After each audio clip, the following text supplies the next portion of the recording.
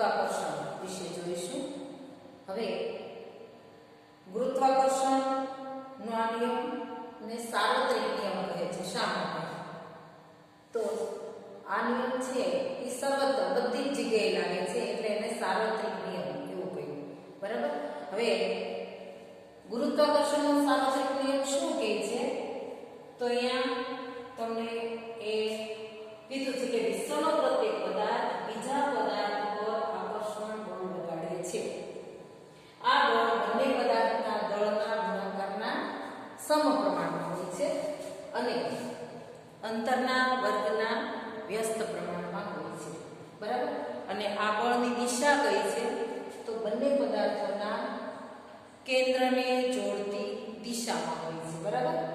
તો આ નિયમ જે છે એ સાર્વત્રિક નિયમ છે, ગુરુત્વાકર્ષણનો સાર્વત્રિક નિયમ.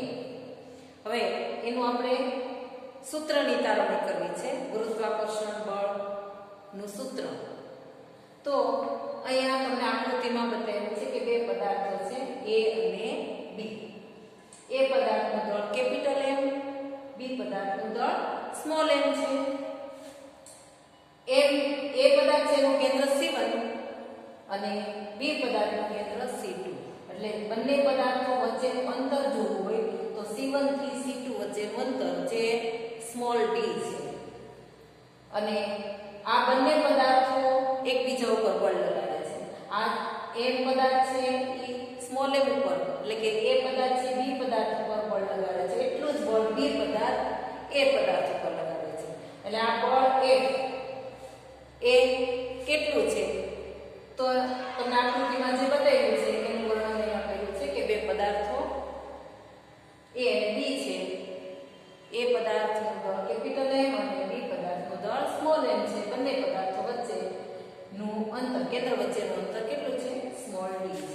હવે ગુરુત્વાકર્ષણનો નિયમ શું કહે છે કે ગુરુત્વાકર્ષણના નિયમ પ્રમાણે આપણે હમણાં જોઈ ગયા કે આ બળ છે બંને પદાર્થોના દળના ગુણાકારના સમપ્રમાણમાં હોય છે. એટલે એ આપણે લખ્યું છે કે ગુણાકારના સમપ્રમાણમાં હોય છે. એટલે એના ઉપર આપણે આ લખી શકીએ કે એક વેરાયસી સમપ્રમાણ બરાબર નથી. એક ચલે છે એમ પણ બોલાય, એક વેરાયસી. એક વેરાયસી capital M into small m. અને આપણે સમીકરણ નંબર 1 આપીએ. ત્યાર પછી બીજું એમાં કીધું કે શું કીધું છે? અને અંતરના વર્ગના વ્યસ્ત પ્રમાણમાં હોય છે. તો અંતર કેટલું છે? d નો વર્ગ. બરાબર. એનો વ્યસ્ત એટલે 1/d².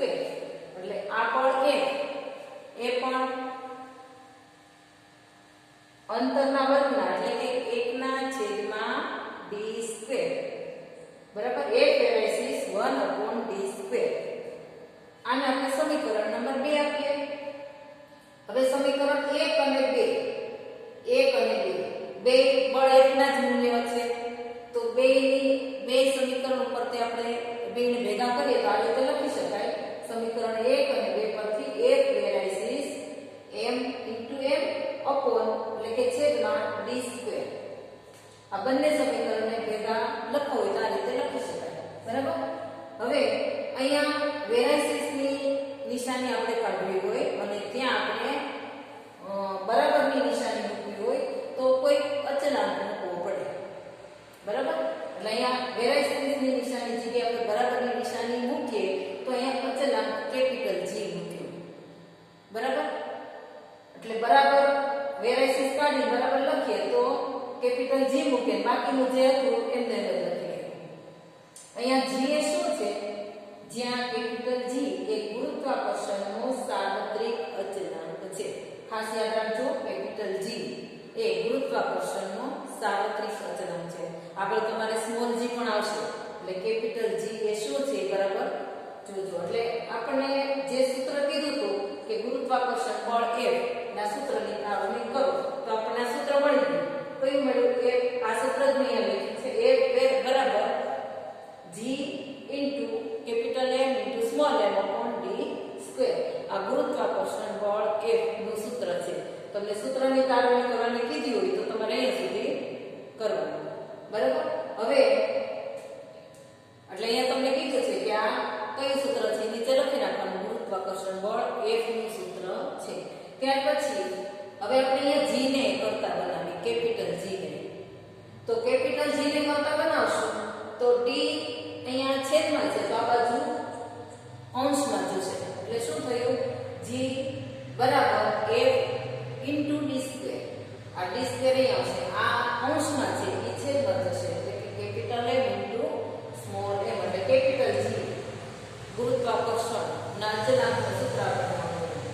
હવે આના ઉપરથી SI એકમ આપણને લખવાનું કીધું હોય તો સૂત્ર ઉપરથી જે SI એકમ લખી શકીએ. બળ F એનો SI એકમ ન્યૂટન છે. કેપિટલ M અહીંયા વૈજ્ઞાનિકના નામ ઉપરથી સંજ્ઞા પડી હોય એટલે પહેલો અક્ષર એનો સંજ્ઞાનો જે હોય કેપિટલ લખાય. એટલે બળ F ન્યૂટન એનો SI એકમ છે. એટલે કેપિટલ M અંતર શેમાં મપાય છે? મીટરમાં. સ્ક્વેર છે એટલે મીટર સ્ક્વેર. છેદમાં અહીંયા દળ છે. કેપિટલ M અને સ્મોલ M બે વખત દળ છે એટલે ગુણાયેલું છે. એટલે સ્ક્વેર દળ શેમાં મપાય છે? કિલોગ્રામ. એટલે કિલોગ્રામ નો વર્ગ. એટલે SI એકમ આપણને એવો મળ્યો કે n into metre square upon kg square. અહીંયા અપોન ન લખવું હોય ને ઇન્ટુ લખવું હોય તો કેજી અહીંયા માઈનસ 2 લખવાનું. બરાબર. હવે આ એકમ છે એ કયા વૈજ્ઞાનિકે? હેનરી ક્વેન્ડિશ. આ કેપિટલ જી નું મૂલ્ય છે હેનરી ક્વેન્ડિશે આપ્યું. બરાબર. તો આ કેપિટલ જી નું મૂલ્ય કેટલું છે? તો 6.67 ગુણ્યા 10⁻11 અને આ એકમ લખી નાખો newton into metre square upon kilogram square અથવા કેજી સ્ક્વેર.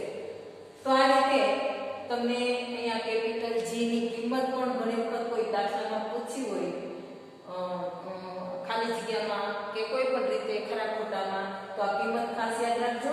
6.67 ગુણ્યા 10⁻11 એનો SI એકમ યાદ રાખવાનો છે. કેપિટલ જી ના શોધક એના મૂલ્ય કોણે શોધ્યું હતું? તો એનું નામ યાદ રાખજો, હેનરી ક્વેન્ડિશ. અને સૂત્રની તારવણી કરવાની દીધી હોય તો નિયમ લખી અને આ રીતે આપણે આટલા સ્ટેજની અંદર અહીંયા સુધી સૂત્રની તારવણી કરવાની. તો આ રીતે ગુરુત્વાકર્ષણ બળ F ના સૂત્રની તારવણી તમને પૂછી હોય તો તમે આ રીતે કરી શકો. હવે આના પછી આપણે આગળના વિડીયોમાં જોશું.